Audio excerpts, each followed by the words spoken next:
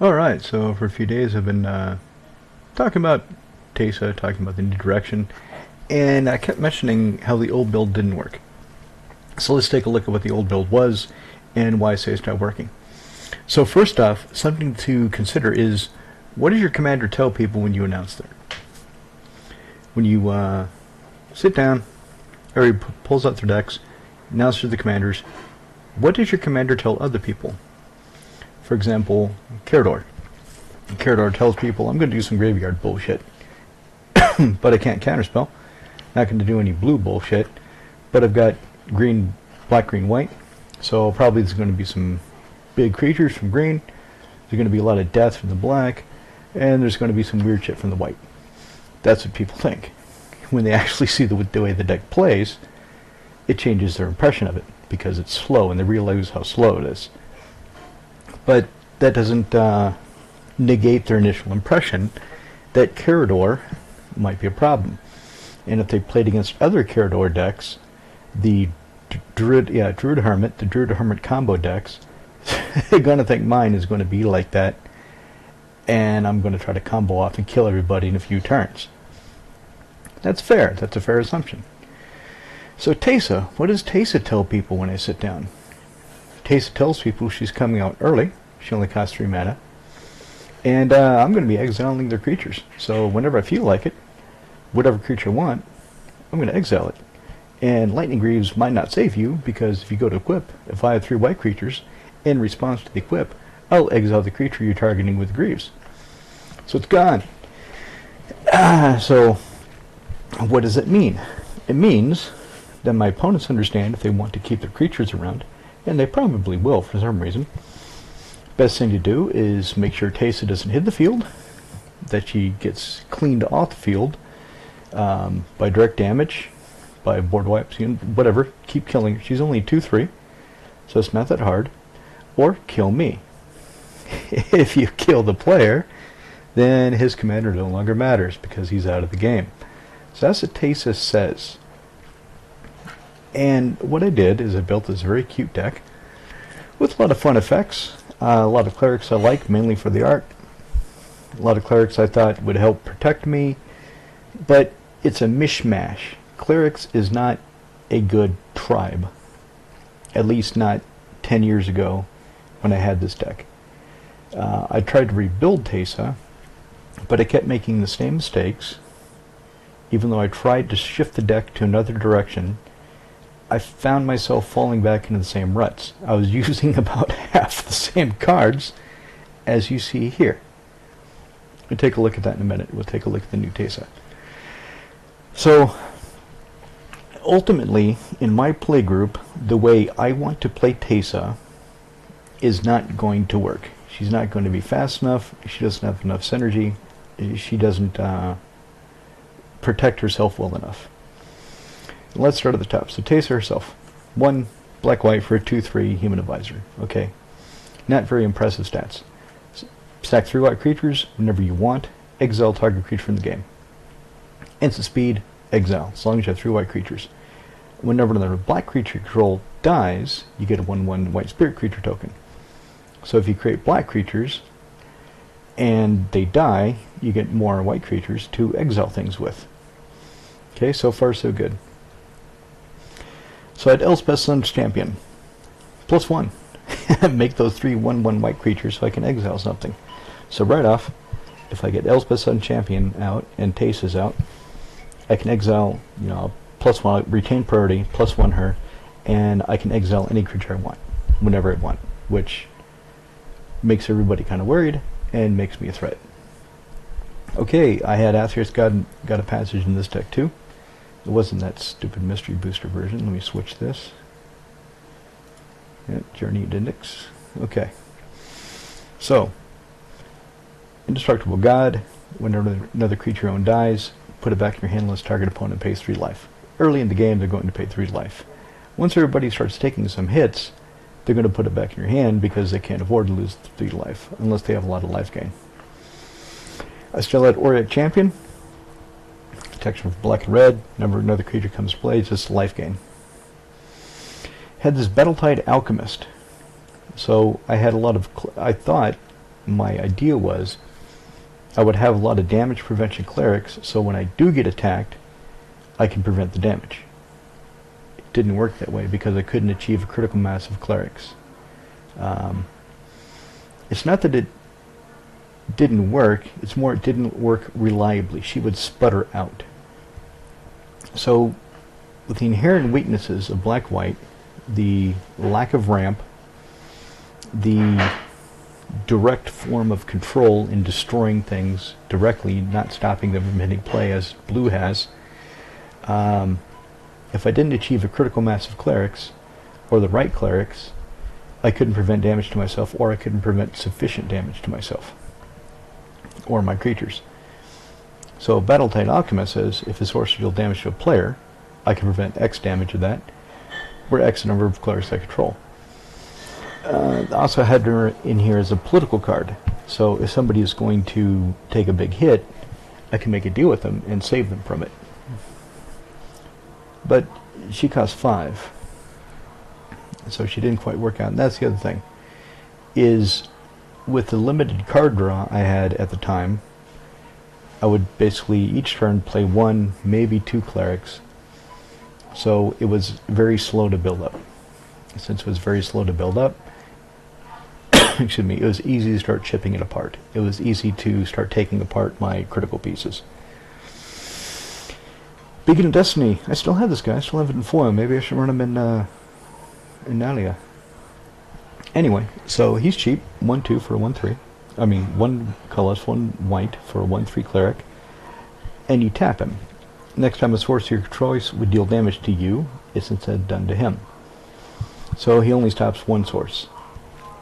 Now if it's a big creature, or if it's a commander, if you're going to die to commander damage, you can redirect the commander damage to the Beacon of Destiny, so that's pretty useful. It's nice to have him just sitting around. But he takes up a card in the takes up a slot in the deck, and I'm not sure he's really worth it. Beloved Chaplain, 1 colorless, 1 white for a 1/1 cleric protection for creatures. I had him in here as a blocker, and I could attack whenever I want to. So if I say put Sword of Light and Shadow on him, I can attack with him at will because he's got protection. He can't be blocked.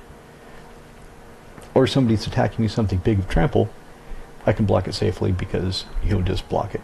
Creatures don't hurt him. Creatures love him. And then there's this chick, Devoted Caretaker. So 1 mana, 1 white for a 1/2 cleric. That's pretty good. 1 tap, target permanent control gains protection from instant and sorcery spells till end of turn. That sounds pretty good.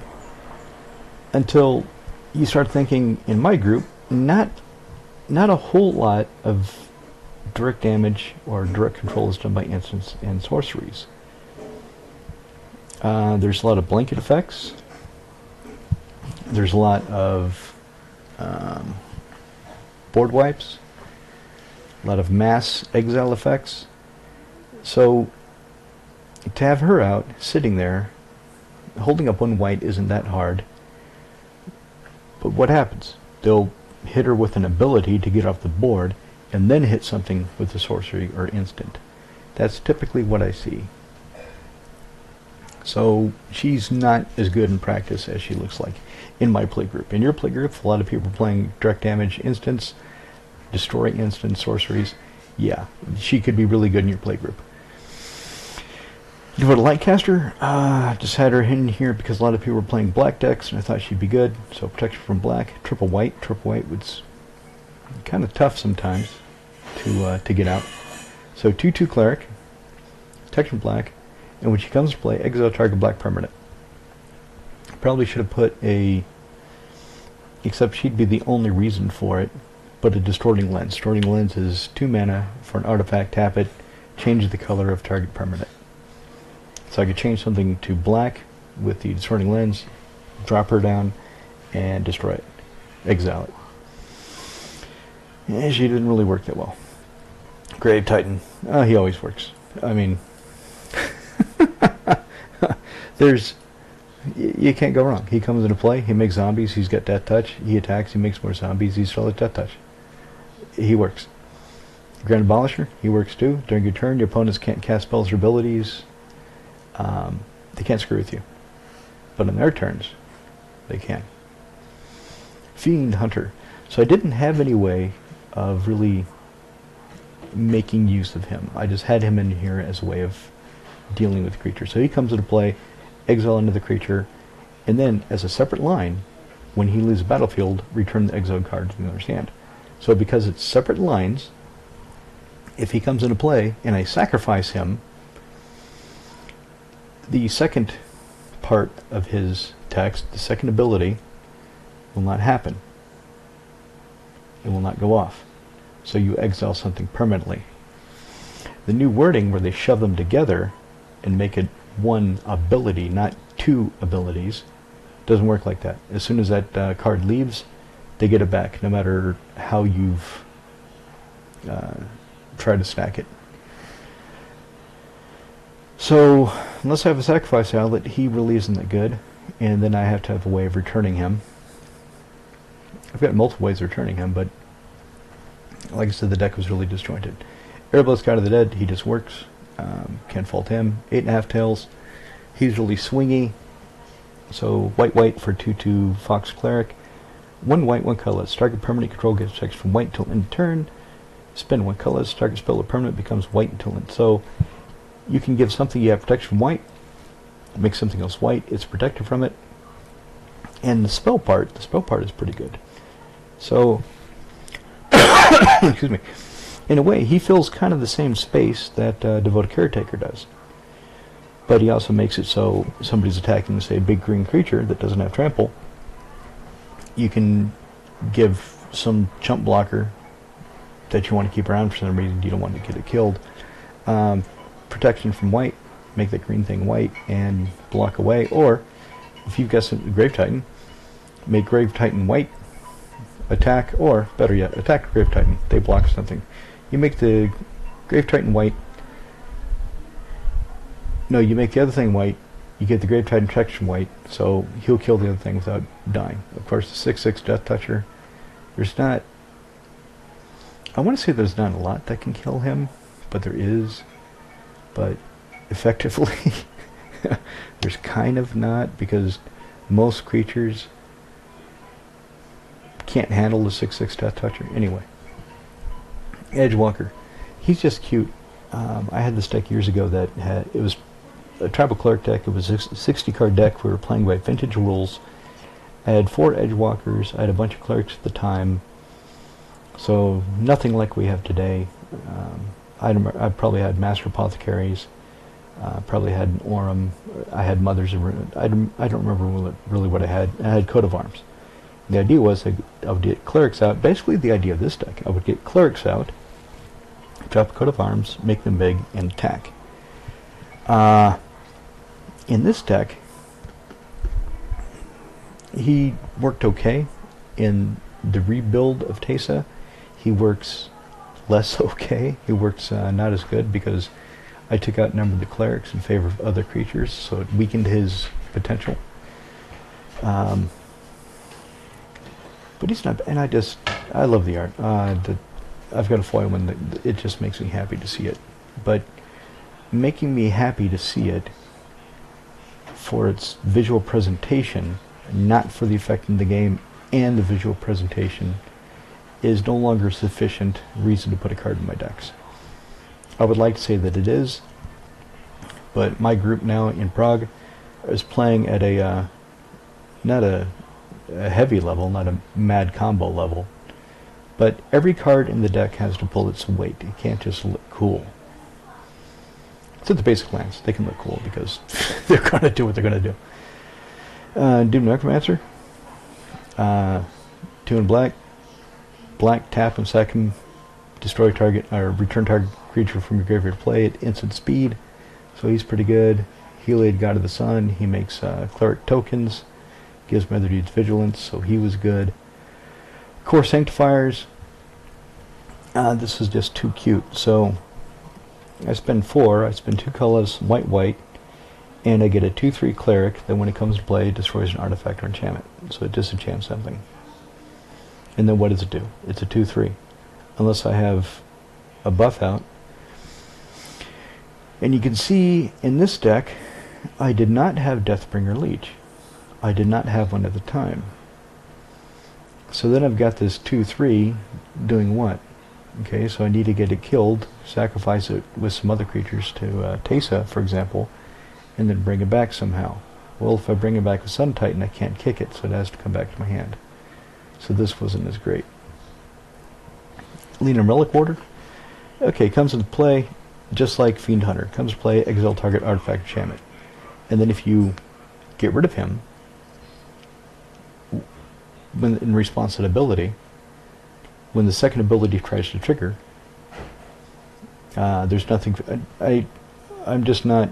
My head's not in it to really go over the rules. I know I sound like an idiot right now, but this is the way it works. If you don't believe me, look it up.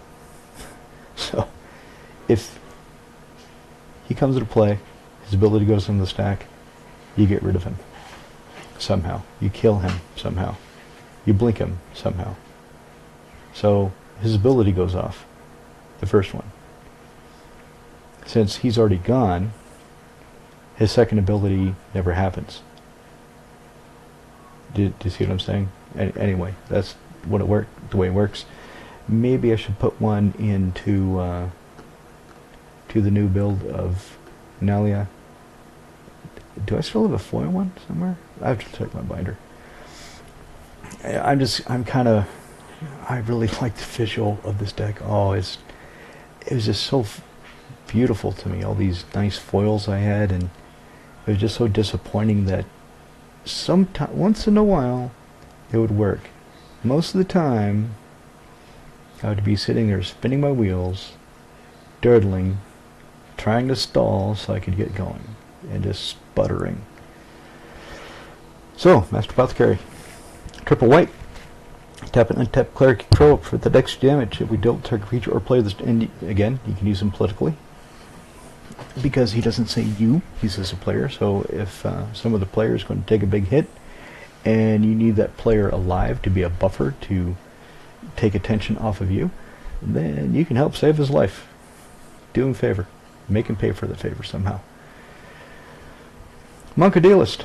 When he comes into play, return target enchantment card from graveyard to your hand. Just a bit of insurance because Hall of Helios Generosity had not been printed yet. So he was a way of getting some of the enchantments back that I expected to be destroyed. Mother Runes. She works. 1 white, 1/1. Tapper. Target creature gets texture from color choice. No, I mean, she just works. Warm Semi Healer. I love Kai Falago's art.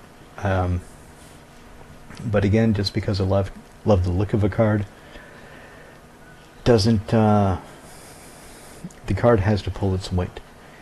And preventing 3 damage to a creature or player after summoning sickness, it's just not enough. But I'll never get rid of this card. 1, because there's no financial incentive to do so. It's worth near nothing. And 2, I really like it. I like the way Worm looks. Keep moving right along. Sin Collector. And that's not the version I had.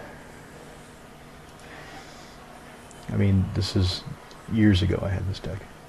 So it comes to play. Target opponent shows off their hand. You choose an instant or sorcery and exile it.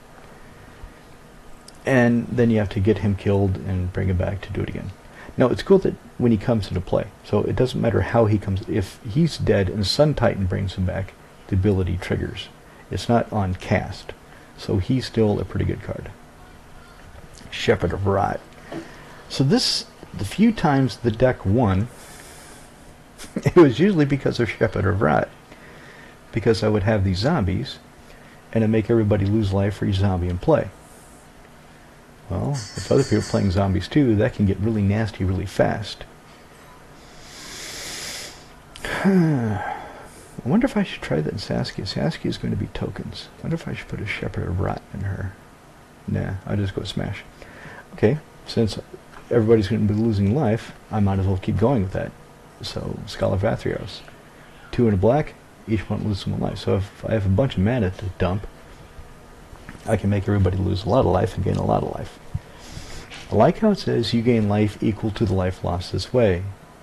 Some of the cards that really piss me off are the ones that each opponent loses 1 life. You gain 1 life. What the fuck? Why am I not getting life equal to the life lost this way? Why are you teasing me? Don't tease me. You're power creeping like a motherfucker and you print shit like this. You either go all the way or stop it. Rattling Reanimator. Whenever he or another cleric is put into graveyard for play, any cleric, not even if somebody else is clerics and they die, I get zombies. I didn't fully appreciate that for a while, but I figured it out. So he works. Requiem Angel. She just costs too much. I mean, 6 for 5/5 flyer. That's not bad. I mean, this is around the time of Baneslayer Angel, so Baneslayer Angel is a lot more better at 5/5 for 5. But Requiem Angel, whenever another non-spirit creature control dies, you get a 1/1 spirit. So she's basically Field of Souls. Field of Souls costs 4. It's an enchantment. Whenever a creature you control dies, non-token, you get a 1/1 spirit with flying. So for 2 mana more, I get a Field of Souls that has a 5/5 flying body. Overall, that's not too bad. Preacher, he's just hilarious. The problem with him, gain control of one of target opponent's creatures. They choose the creature. That is the problem. So he costs 1 white, and you have to tap him to do it. So what do people want to do? They're going to give you some shitty token. They're going to give you something they don't care about. Once in a while, they'll have suffered some setback. They'll have 1 big creature, and they have to give you the big creature, because that's all they have. Like Cube the other night, he had the new Noodlemog, the one that comes in play, exiles half of somebody's fucking library. He had that bastard. And that was his only creature. His deck was sucking wind. So if I had Preacher, I would have got that Ulamog. But most of the time, okay, here's a 1/1 token I don't care about.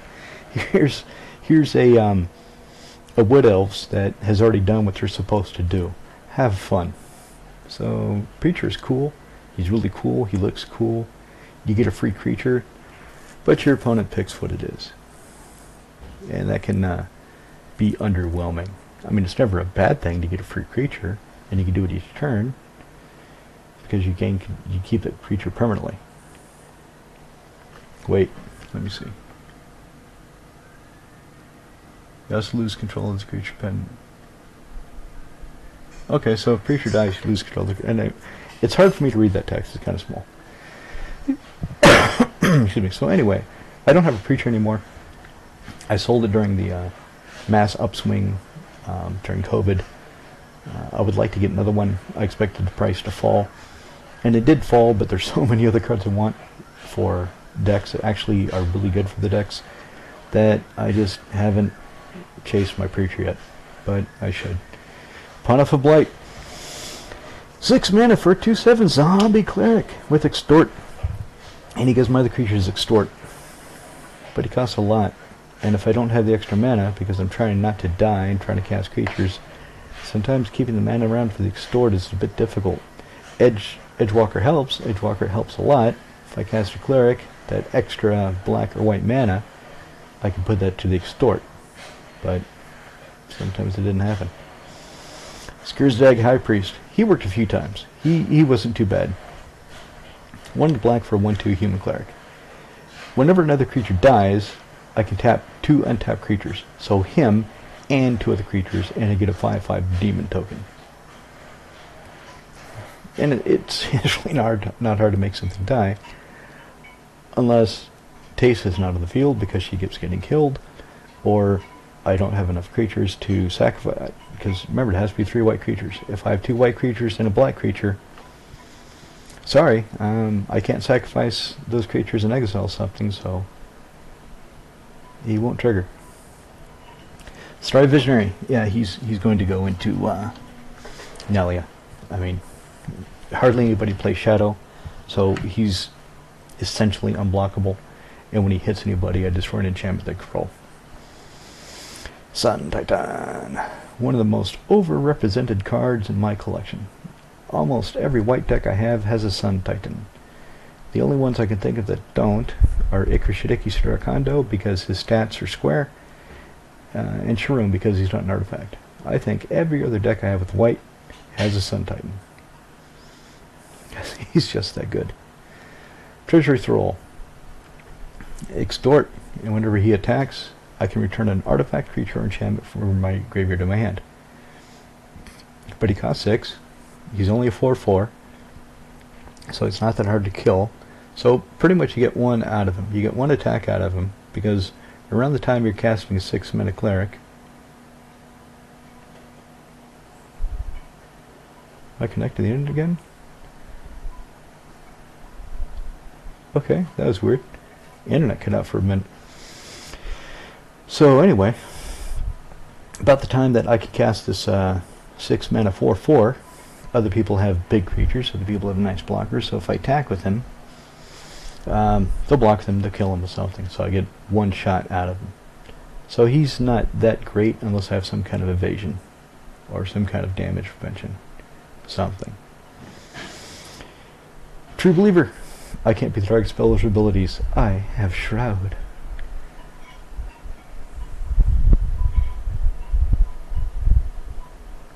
Let me just... Yep. After 3 damage, doesn't target. I just wanted to remind myself that, because if I have Shroud, it's probably good I don't have creatures that would target me in order to prevent damage. Alright, let's keep going. War Priest of Thune. When he comes to play, I can destroy an enchantment. Yeah. Kind of... Okay, he's fine. That... Basically a disenchant that has legs, but what I discovered is usually I want to destroy an artifact. Usually destroying enchantments wasn't as imperative as destroying an artifact. So he's not as versatile as I would need. Withered Wafer, another one of these stupid mystery boosters. I'm going to switch the printing. I want this to look like what I really had. It's a small thing, but for anybody who looks at this, I want them to see what the deck actually looked like, barring foils, because I don't like the foil overlay on Moxfield. I don't like the way it looks in the card. It makes the card harder to read. But keep in mind, at least 3/4 of these cards were foil. With the Wretch, Graveyard Control, he worked. All the sorceries were fine. So Damnation, I mean, it always works. Increasing Devotion, I realized I don't really... I had it because I wanted the balance between Increasing Ambition and Increasing Devotion.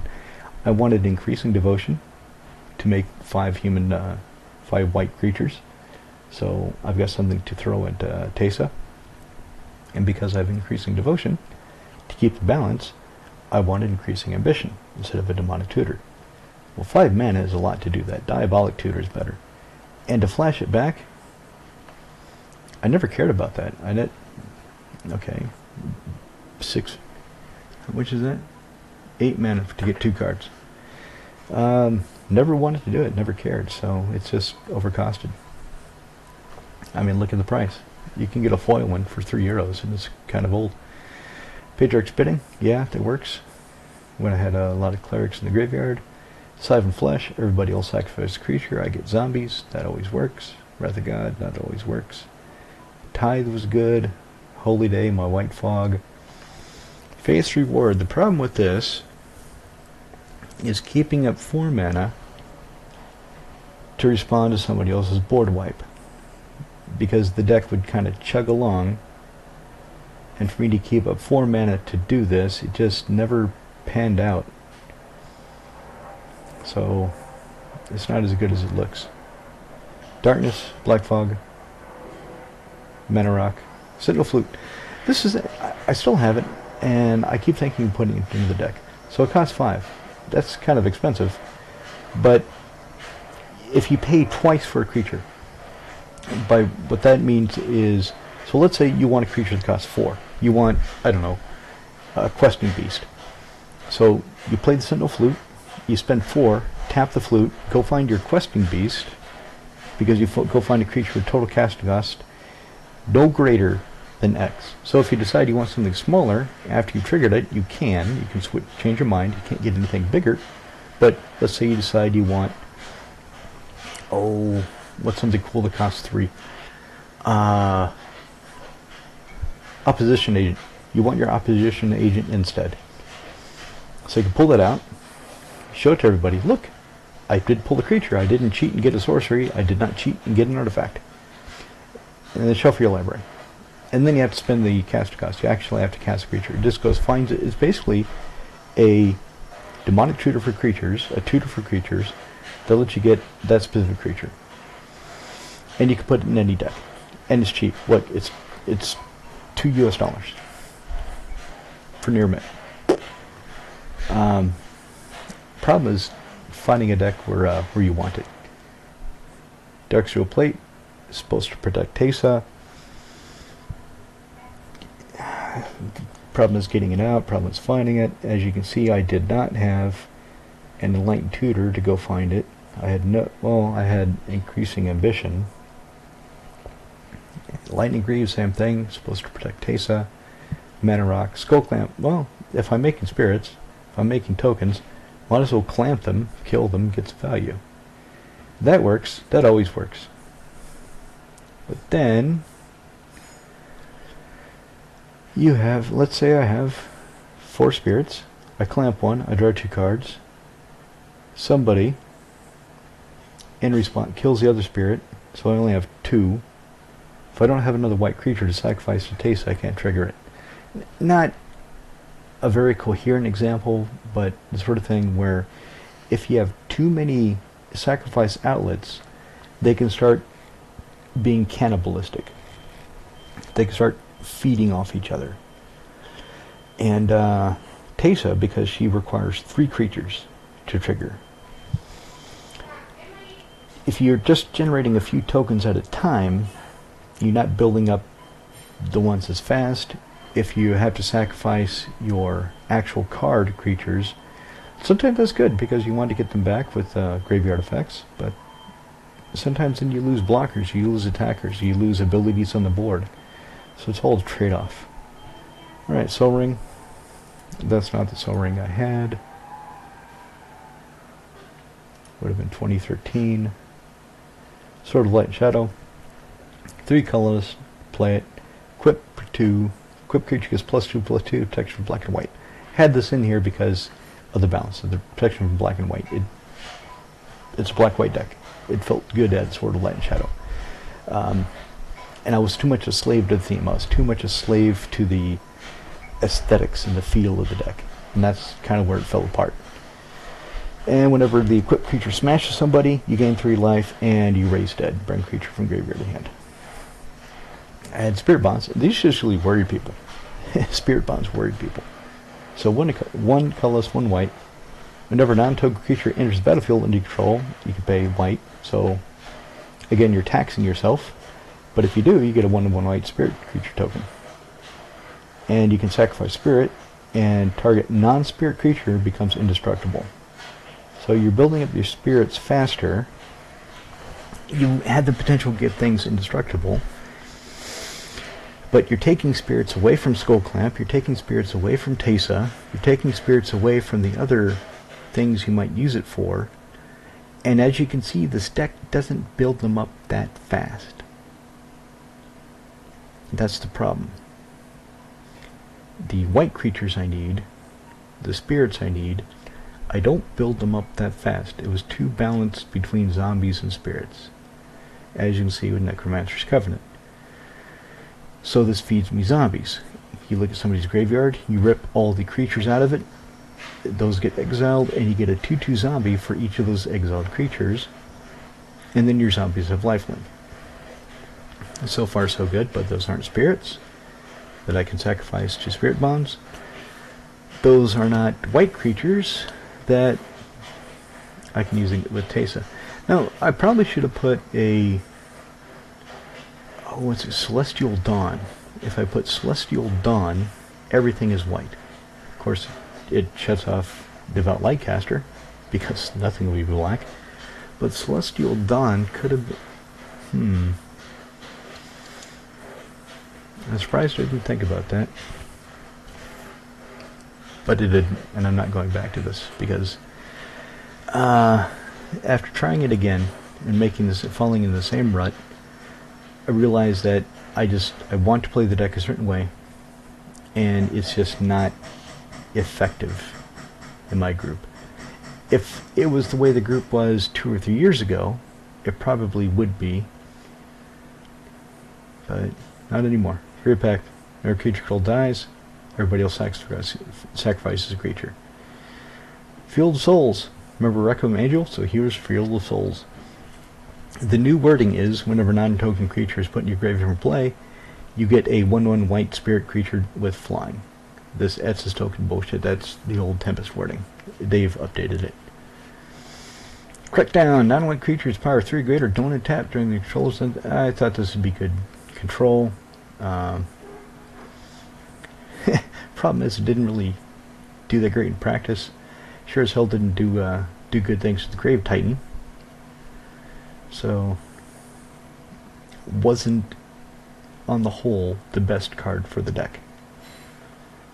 Now, in Acre City Shirakondo, it is pretty goddamn good, and that's where it lives now. Blind Obedience. My opponent's creatures come into play tapped. Slows them down. I can extort. Yeah, this pulls its weight. This is a good card. Aura of Silence. Sometimes, randomly, you would just fuck people with this. One game with Cube, when he's playing his Eldrazi's, the big nasty Eldrazi deck he has, I got Aura of Silence out early, and he can't cast any more mana rocks at the speed he needs to, because he all costs 2 more. And so he got slowed down a lot. And then the fact that I could just destroy one by sacrificing it and then attack the Sun Titan and bring it back, it just made it that much worse. So Aura of Silence is good. Aura of Silence pulled his weight. So basically half these cards pulled their weight, and the other half were in there for how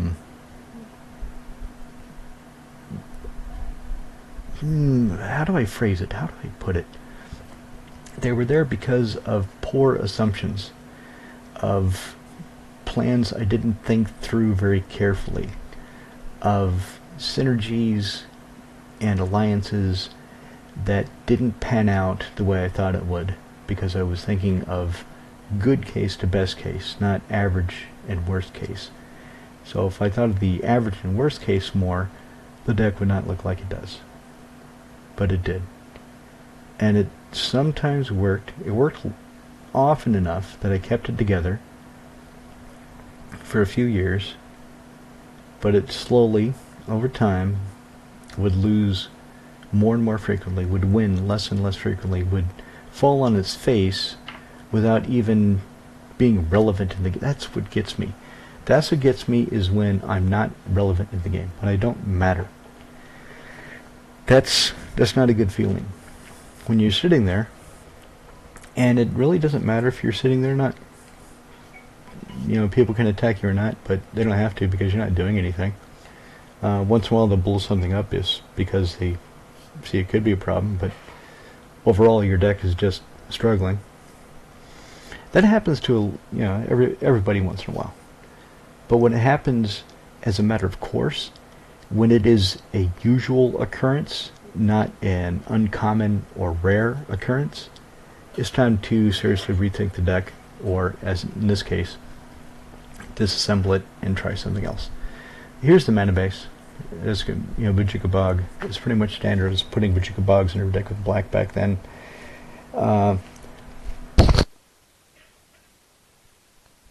Excuse me.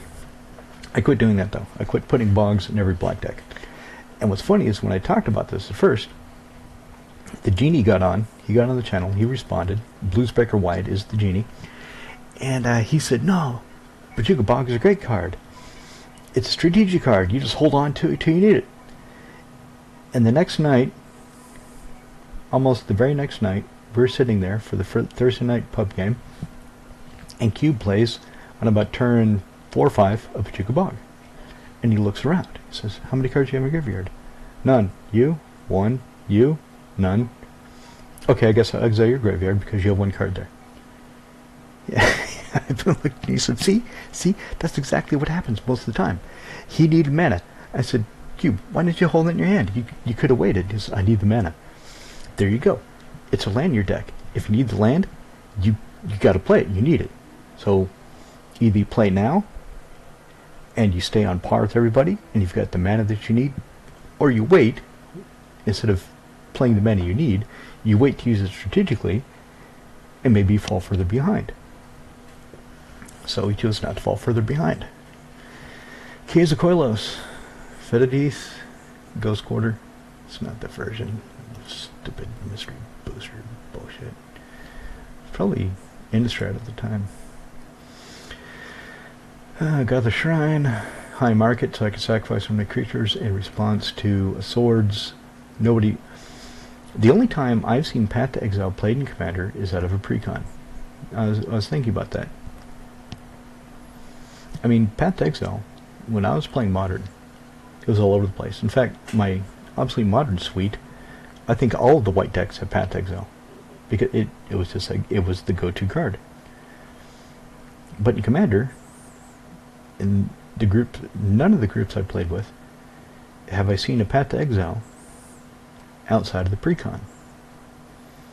Kind of interesting. Nobody wants to give anybody any mana.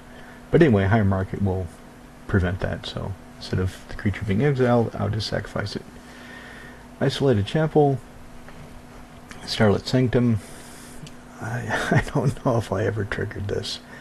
I don't know if it was ever relevant. I love the art. I think I might put it in Nalia, depends how many clerics I have, but it'll probably come out. Security Step comes to play. Creature control against check from a color of your choice until end of turn, so you can get something through. Scrubland, yeah, don't need to say anything else. These are the planes I chose because Teysa comes from Ravnica. I wanted Ravnica basic lands, so these are the planes I chose for her. There's her Basilica. Nykthos. I wish it wouldn't fucking lock onto the list. There we go. Marsh Flats. These are the swamps I chose for her. I just thought they fit more the Orzhov Grand. The other ones, the Gugari ones especially, don't really look like they fit Teysa. Temple of Silence. Temple of the False God. Thawing Glaciers. Go get more basics. Woohoo! Tower of the Magistrate. This is funny. I love this card. The lads think that I have far more than I do because I play it so much and it's been so effective. Okay, I'm going to attack you with this creature that's got 29 swords and 6 hammers. Oh, well, what's his base power and toughness? 0-1. I'll give him protection of artifacts till end turn. You son of a bitch! And I'll block and kill him, your little 0-1 pissant. Vault of the Archangel. Creature control, gain Death Touch and Lifelink till end turn. Vulgar a Stronghold. Rip a creature out of your graveyard and slap him back on top of your library. Windy Canyons. Spend 2, tap. Your creatures have flash. And that's it. That's what Teysa used to look like. Okay? So let me take this off private so everybody can see this. And let me show you, just as a reminder, the new Teysa tokens. And you see, okay, Elspeth became Elspeth Terrell. Athreos is still there. Auric Champion is still there. I found Deathbringer Liege, put him in there. Grave Titan's still there. Guy Sunder Monk. Guy Sunder Monk should have been in the old build, but 8.5 Tails, Edgewalker, Necromancer, Master Apothecary, Mother Runes. So a lot of the same cards are in there. And what that means is I was kind of repeating the same strategy that didn't work.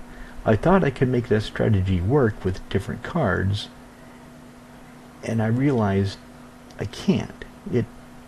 The strategy itself, it's like Jora. Jora having a 3 mana cost commander that's going to do nasty shit and is kind of weak, kind of small, And you have a bunch of creatures. Here, I've got a bunch of creatures. I don't have anything really big. I don't have a lot of synergy. I had more in this build, but not enough. It's not that hard to start killing you. And Jara, because her plan is, you know, in 4 turns from now, something big is coming, something nasty is coming. Well, if you can kill me before that comes down the time stream, it doesn't matter which order I put in the time stream, because I'm out of the game. So instead of increasing ambition, or increasing devotion, I put Conqueror's Pledge, kind of the same thing. Damn instead of Wrath of God, Damnation. Put Army. So it's the same strategy with the same flaws. Yeah, I did more protection through absolution, make more spirits, but during the gold fishing, during the playtesting, it just did not feel like it's going to work. I just did not get a good feeling for the deck. So, take it apart, it's going to be Nelia.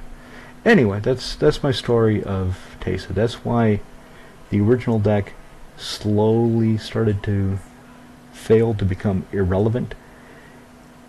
How I thought I could solve the problems, realized they're just inherent, they're just systemic to the way I want to build this deck and the way I want to play it. So unless I change my mind completely about the way I should build and play this deck, I'm just going to keep making the same mistakes. So that's why it's going to be Nelia. Anyway, cheers for it. Talk to you again soon.